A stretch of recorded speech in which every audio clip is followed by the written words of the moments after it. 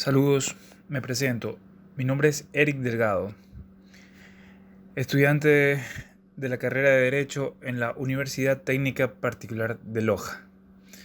En esta tarde me dispongo a exponer sobre lo solicitado en el taller de la materia de Sociología Jurídica, sobre la importancia de la construcción de una sociología de derecho ecuatoriano. El desarrollo de este taller se va a realizar mediante diapositivas para poder dar una mayor claridad al tema solicitado. La libertad como condición fundadora del derecho. En aquella diapositiva podemos localizar 3 subtemas.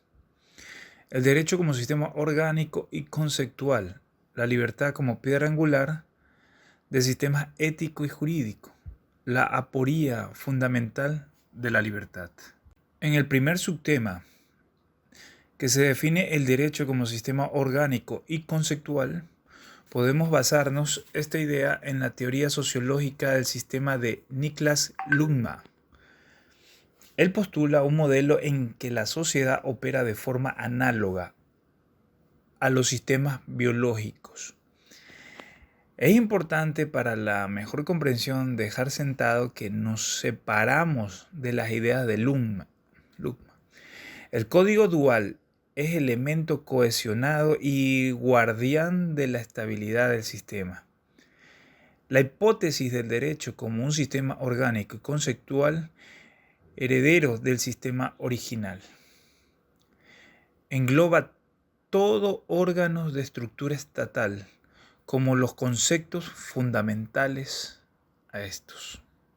En el segundo subtema, el derecho como sistema orgánico y conceptual, agregando que estos conceptos fundamentales y estados de forma de razonamiento tienen su límite en las fronteras del sistema que fueron trazadas por el derecho romano desde hace más de 2000 años.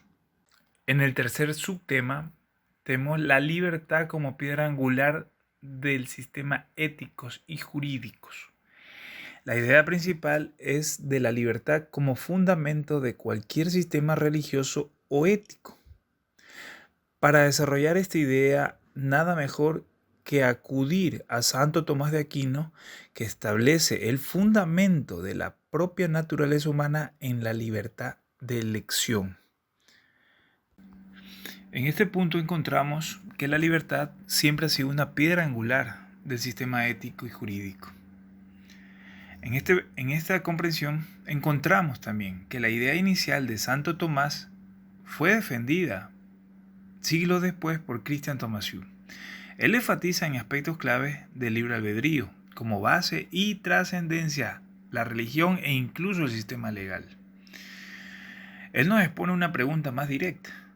¿Puede un príncipe ordenar que la falsa doctrina no sea enseñada y propagada si toma en cuenta que la enseñanza y la propagación son actos de la voluntad?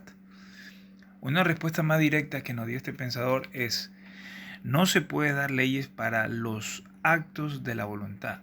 Por ejemplo, para la generosidad, para la piedad, para la gratitud, etc. Es moralmente imposible para un hombre no hablar de las cosas que él toma por ciertas y correctas, o que él pueda hablar cosas diferentes de las que cree. Algunas cosas que son moralmente imposibles pueden estar sujetas a leyes, pero esto no puede extenderse a la propagación de la religión. No hay daño para la sociedad política en tal propagación, solamente hay daño en la tiranía sobre la conciencia.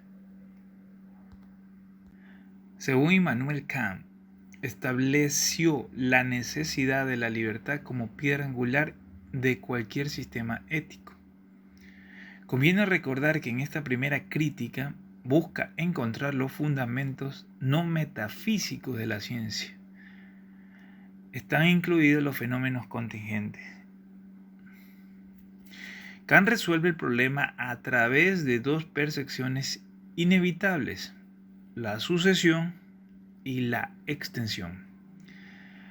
Kant razona en que una norma tiene dos partes, una estructura fundamental y un contenido que llene esa estructura.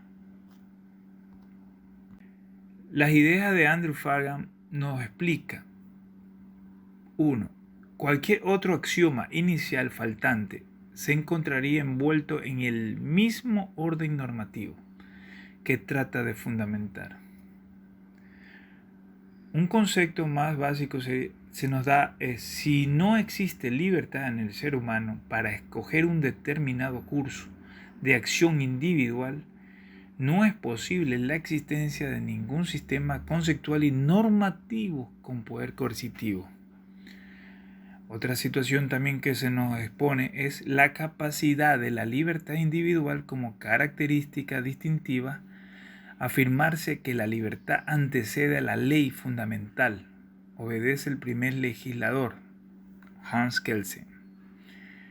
Y una última idea es el concepto de libertad, del cual se debe notar con asombro como tanto presumen todavía de poder comprenderlo muy bien y de poder explicar su posibilidad, pero solo si lo consideran en su aspecto psicológico más cerca.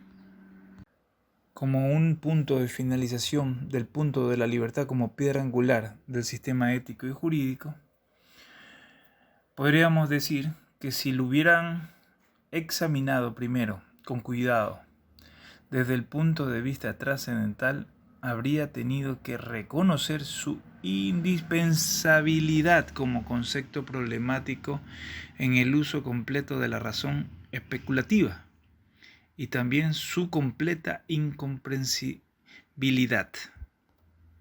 En la aporía fundamental de la libertad podemos expresar que si esta condición no existe, no se puede predicar nada acerca de los derechos humanos. Existe una aporía comparable a la aporía del ser de Aristóteles. Si tomamos el ser como fundamento del pensador y del decir, lo mismo ocurre con la libertad, como condición esencial de los derechos humanos. En la aporía fundamental también partimos de la idea de que no estamos creando derecho. Los pueblos de la antigüedad que expedían rudimentariamente ordenamientos jurídicos que obligaban a súbditos y no ciudadanos libres en el sentido en que este artículo asume la palabra derecho. Si se quiere definir un elemento que a priori fundamente una serie de razonamientos, en este caso razonamientos jurídicos, mal puede utilizarse uno de los razonamientos subordinados.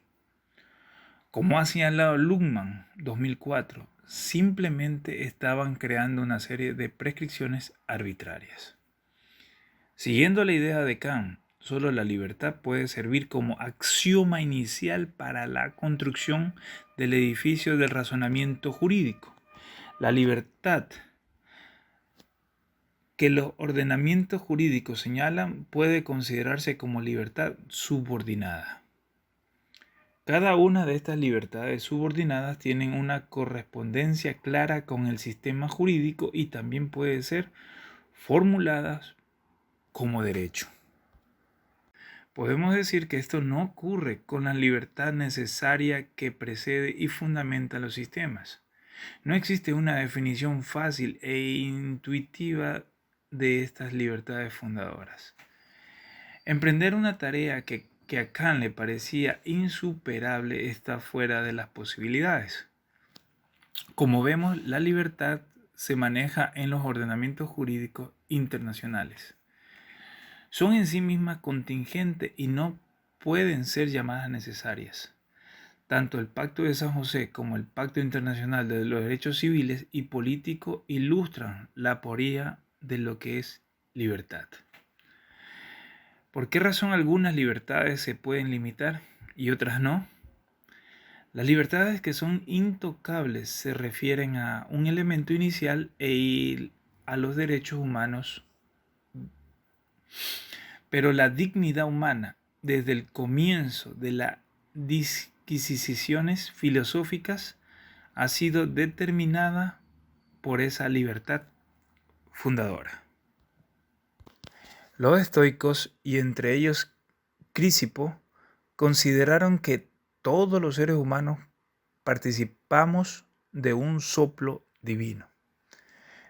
Esta dignidad tiene también su base en el uso de la razón, que es la posibilidad de autodeterminarse. Se reafirma de este modo la relación entre la libertad y la dignidad humana. En lo que es aporía fundamental de la libertad, también se demuestra que el mismo concepto de dignidad humana que ampara a esas libertades se les puede dotar de razón de otorgar una dignidad intrínseca, de fin en sí mismo, que no es sino la moderna idea de la dignidad humana. Fluye naturalmente que durante los gobiernos de facto y aún en los regímenes democráticos, cuando se establecen estados de excepción, se da una negación tácita. El sistema jurídico en estos casos carece tanto fundamentación como de consistencia, con las graves consecuencias que es de prever. En conclusión, sobre la libertad como condición fundadora del derecho, podríamos decir: la libertad como condición necesaria y fundadora de los sistemas ético y jurídico ha sido concebida y defendida por muchos filósofos, pero solo fundamentada lógicamente por Immanuel Kant. La idea de la libertad como fundamento moderno de los derechos humanos tiene amplio prestigio en el mundo académico. Cuando se niega la libertad fundadora, se niega todo el ordenamiento jurídico.